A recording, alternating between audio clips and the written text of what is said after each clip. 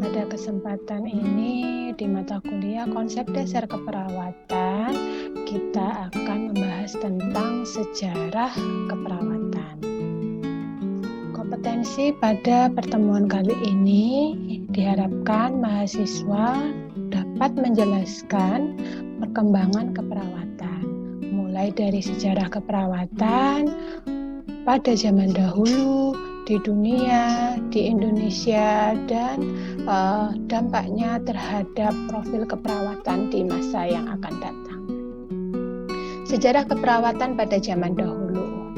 Sejarah perkembangan keperawatan merupakan perubahan yang sangat pesat ya, dari berbagai aspek, baik peran, sikap, status wanita, nilai, perang, ya, dan berbagai faktor yang mempengaruhi perawatan pada zaman dahulu.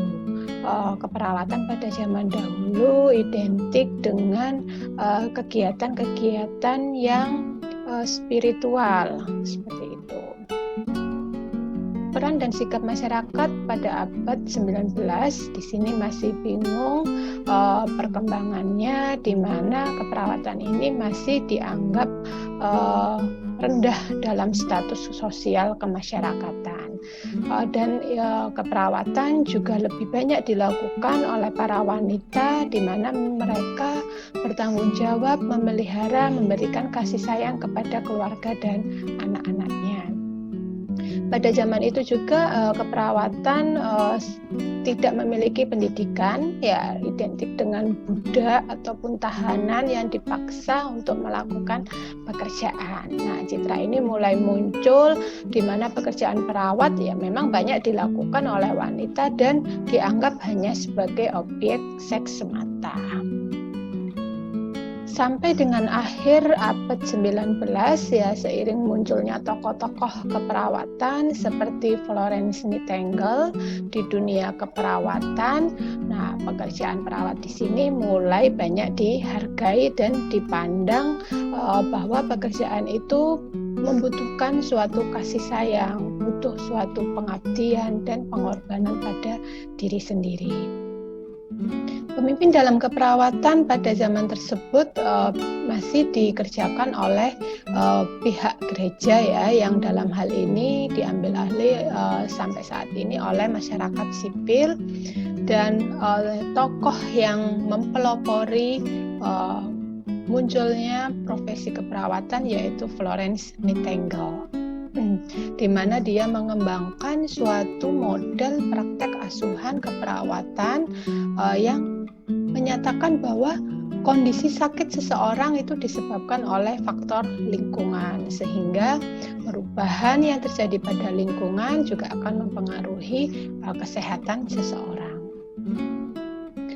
Florence Nightingale juga berpendapat bahwa keterampilan perawat itu butuh persiapan secara pendidikan, secara pengalaman, dan bagaimana dia nantinya bekerja. Usaha Florence ini juga menetapkan struktur dasar dalam pendidikan keperawatan. Jadi setiap perawat itu harus memiliki pengetahuan yang memang dibutuhkan saat memberikan pelayanan. Oleh karena itu, pada tahun 1854 ya, antara Roma dan Turki, dia mendirikan suatu rumah sakit yaitu Thomas di London, dan mendirikan pula sekolah keperawatan yang diberi nama Nightingale Nursing School. Ini rumah sakitnya yang dulunya adalah gereja yang dijadikan tempat rumah sakit untuk perawatan pasien ataupun korban perang, dan di dalamnya didirikan sekolah perawatan. Lalu bagaimana sejarah perkembangan keperawatan di dunia? Ya, perkembangan ini terjadi mulai melebar di benua Asia, terutama pengobatan dan perawatan di Cina, dan perkembangan yang pesat juga di benua Eropa. Tokoh-tokoh perawat di dunia nanti akan lebih jelas kita bahas di diskusi teori-teori keperawatan yang menjadi pelopor tokoh-tokoh perawat di dunia.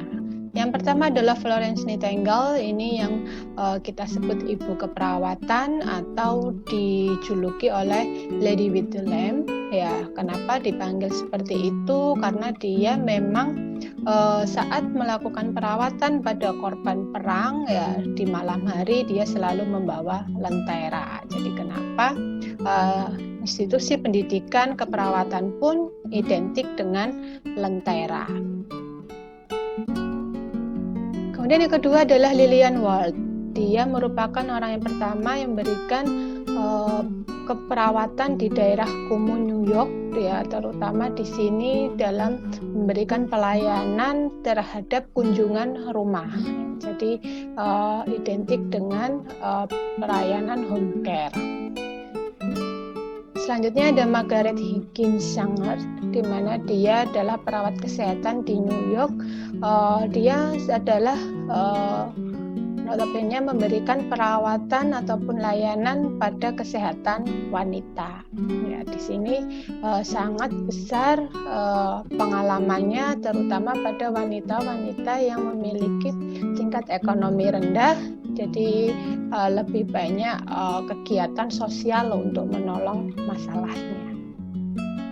Kemudian ada Helga Pablo, dia menekankan bahwa hubungan antara manusia merupakan dasar dari perawat dalam mengkaji proses hubungan dengan pasien.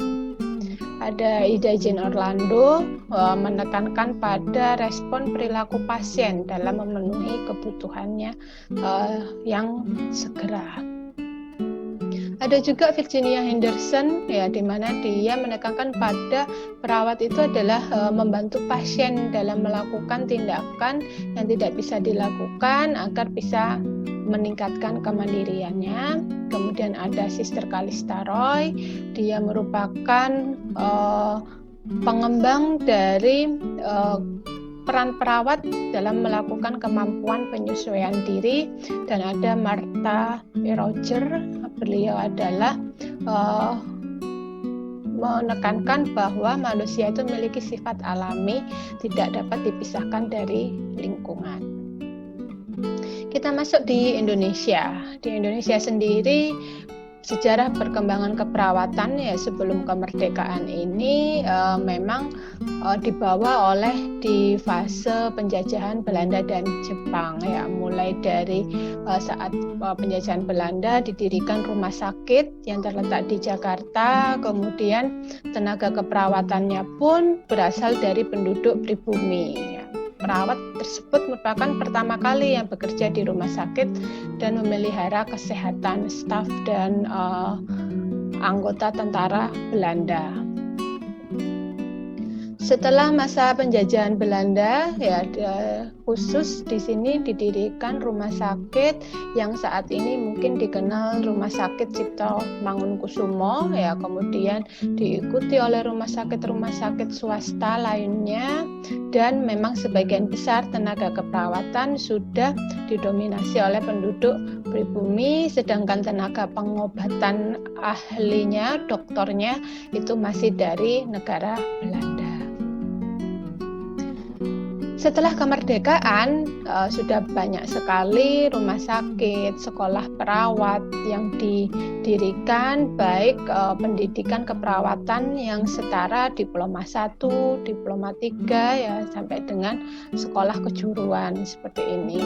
Pada tahun 1985 baru dibuka pendidikan keperawatan yang setingkat sarjana di Universitas Indonesia dengan nama Program Studi Ilmu Keperawatan, dan beberapa tahun berikutnya banyak sekali berkembang pendidikan keperawatan S1 di Bandung, Yogyakarta, Surabaya, dan tidak luput juga di Jember.